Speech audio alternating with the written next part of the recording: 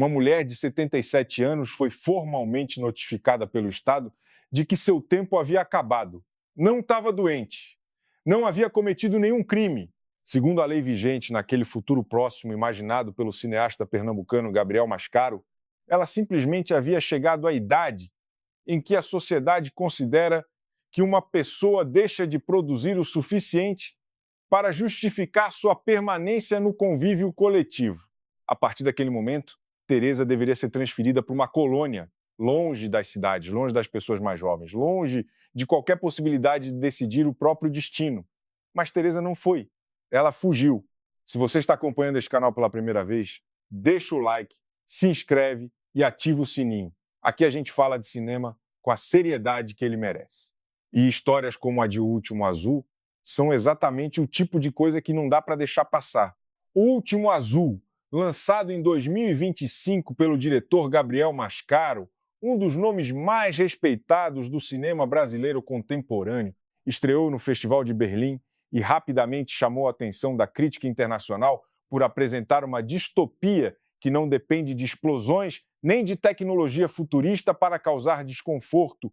O filme se passa em um Brasil de futuro indeterminado, onde o governo instituiu as chamadas colônias para abrigar a população idosa, sob o argumento de que a separação entre gerações aumentaria a produtividade dos mais jovens e organizaria melhor os recursos públicos. O nome dado ao programa é burocrático e asséptico, como costumam ser os nomes das coisas que o poder prefere não explicar com clareza.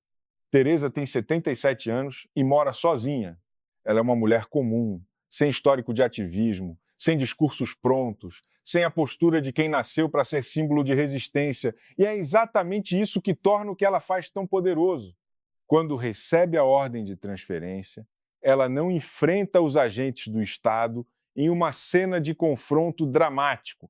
Ela simplesmente não aparece no dia marcado. Teresa pega o pouco que tem, entra em um barco e começa a navegar pelos rios e igarapés da Amazônia em direção a um único objetivo: realizar o único sonho que ela nunca havia conseguido transformar em realidade ao longo de toda uma vida. Ela quer andar de avião pela primeira vez. O detalhe do sonho importa muito para entender o que o filme está dizendo. Não se trata de um desejo grandioso. Não é uma viagem ao exterior. Não é um projeto de vida adiado por décadas. Não é uma ambição que a sociedade poderia classificar como legítima ou compreensível. É uma coisa pequena, quase ridícula na sua simplicidade. E é exatamente por ser pequena que ela dói tanto. Porque revela que existem pessoas que atravessam a vida inteira sem conseguir realizar nem mesmo o mais básico dos seus desejos pessoais, sempre ocupadas demais cumprindo o que era esperado delas, sempre colocando em último lugar aquilo que queriam para si mesmos. A jornada de Teresa pelos rios amazônicos foi descrita por críticos brasileiros e internacionais como um river road movie de rara delicadeza. Cada parada ao longo do caminho, cada pessoa que ela encontra, cada paisagem que ela atravessa representa uma camada a mais sendo retirada de cima dela. Não é rejuvenescimento. O filme não promete isso e seria desonesto se prometesse. O que acontece com Teresa ao longo dessa travessia é algo diferente. Ela vai se tornando, pela primeira vez, autora das próprias escolhas. Aos 77 anos, navegando por rios que o Estado provavelmente já declarou território fora de seu alcance, ela experimenta pela primeira vez a sensação de não estar cumprindo o roteiro que alguém escreveu para ela. A ambientação na Amazônia não é acidental. Gabriel Mascaro escolheu esses rios com precisão. A água, na linguagem simbólica do filme, funciona como um espaço de suspensão das regras. Nas cidades, Teresa era uma velha fora do prazo. Nos rios, ela é apenas uma mulher em movimento.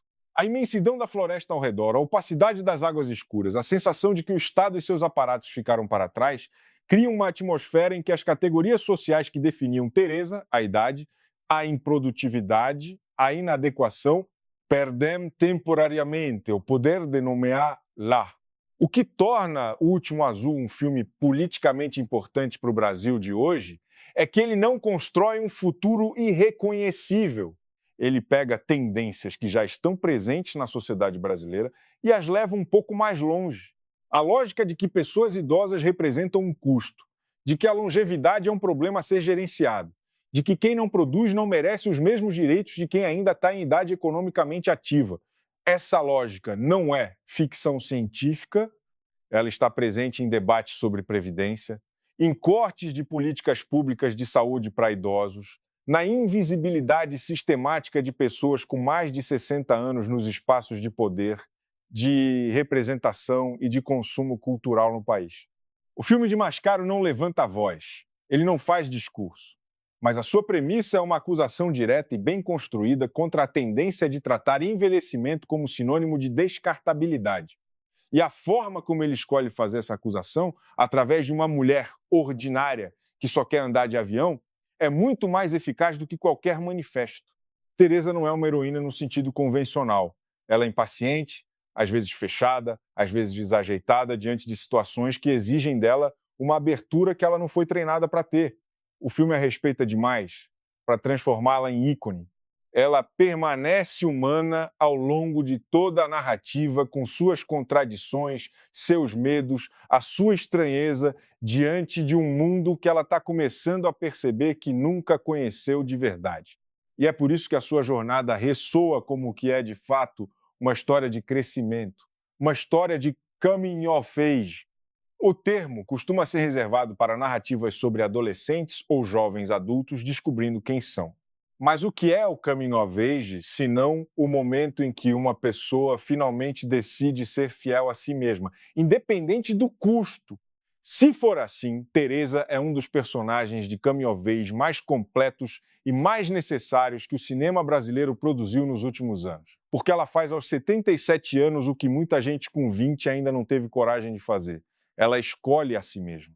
A crítica especializada que acompanhou o lançamento do filme em Berlim e nos festivais subsequentes foi praticamente unânime ao classificar O Último Azul como um filme life-affirming, uma expressão que, no contexto do cinema de festivais, significa algo que reafirma o valor da vida de forma genuína, sem sentimentalismo barato. Esse consenso diz algo importante, porque reafirmar o valor da vida de uma mulher idosa, de uma mulher que a sociedade já decretou descartável, é um ato político.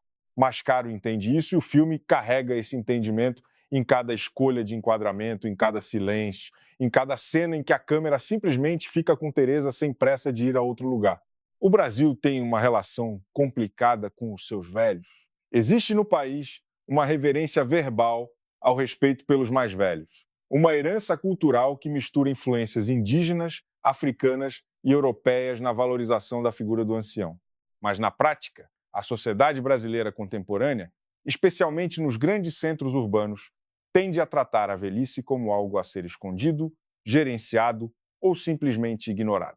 O Último Azul chega como um espelho incômodo diante dessa contradição.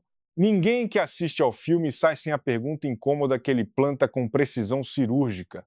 O que exatamente fazemos com as pessoas que envelhecem ao nosso redor? Quando paramos de vê-las como pessoas com desejos, projetos, direitos, e começamos a vê-las como uma questão logística a ser resolvida? E mais importante ainda, quando chegará o dia em que a sociedade vai fazer o mesmo conosco?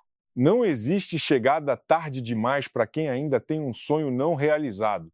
Essa é a declaração que o Último Azul faz sem precisar dizer em voz alta. Uma mulher de 77 anos embarcou em um rio e, pela primeira vez em toda a sua vida, estava indo para algum lugar que ela mesma havia escolhido. Se esse tipo de história te move, deixa o like nesse vídeo, compartilha com alguém que precisa ouvir isso hoje e se inscreve no canal para não perder a próxima análise. E agora eu quero saber de você nos comentários. Existe um sonho que você ainda não realizou e que continua adiando porque acha que já passou da hora?